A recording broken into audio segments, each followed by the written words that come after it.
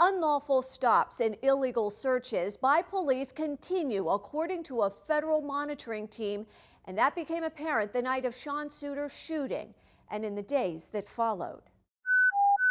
Signal 13, Bennett and Fremont, Bennett and Fremont. Within minutes of Detective Sean Suiter's shooting, let everybody take cover. Baltimore police locked down Harlem Park, and for almost a week it stays that way. Anybody that enters a crime scene has to be identified. That was the orders I was given. Yeah, I heard they're going to be doing this till Monday. The tactics Baltimore police used in Harlem Park are similar to the ones the Justice Department first identified nearly 2 years ago. We conclude that there is reasonable cause to believe that BPD engages in a pattern or practice of conduct that violates the Constitution. Their findings resulted in a consent decree. That agreement aims to rid the Department of unconstitutional policing.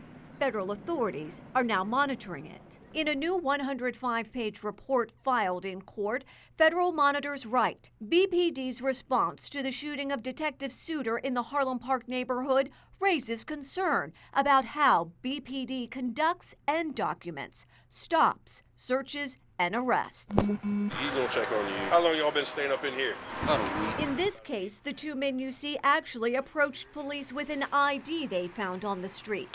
Instead of allowing the men to leave, officers handcuffed one of them, even though the police lacked reasonable suspicion. Other questionable conduct included restricting public access to the neighborhood, unlawful searches and pat-downs, citizen stops that weren't documented, and body-worn cameras that appeared to be turned off the night Sean Suiter was shot.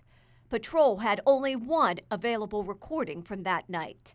At the time, then-Commissioner Kevin Davis defended his department. A decision to hold a crime scene, particularly when holding a crime scene impacts a community, impacts human beings, disrupts their daily lives, that's not a decision that I take lightly. A department spokesman told us days after Detective Suiter's death, there weren't any routine pat-downs or checking of identifications. Again, we asked, so the only pat-downs or checking of ID occurred when police had probable cause or reasonable suspicion to do so.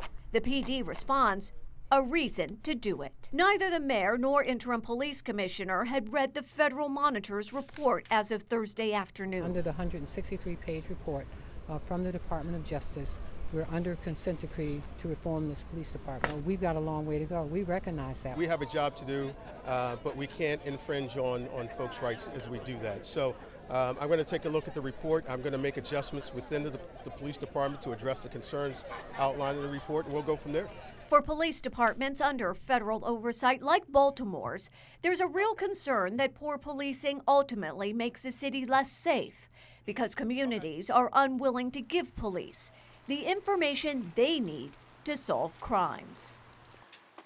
How police interacted with Harlem Park residents is also a focus of the Independent Review Board's probe into Sean Suiter's death. Federal monitors will continue to measure the progress of police and efforts to reform the Baltimore Police Department. Now, if you've had a questionable encounter with police, we want to hear from you. You can call us at 410-662-1456 or email us at crimeandjustice@foxbaltimore.com. I'm Joy Lepola, and this is Operation Crime and Justice.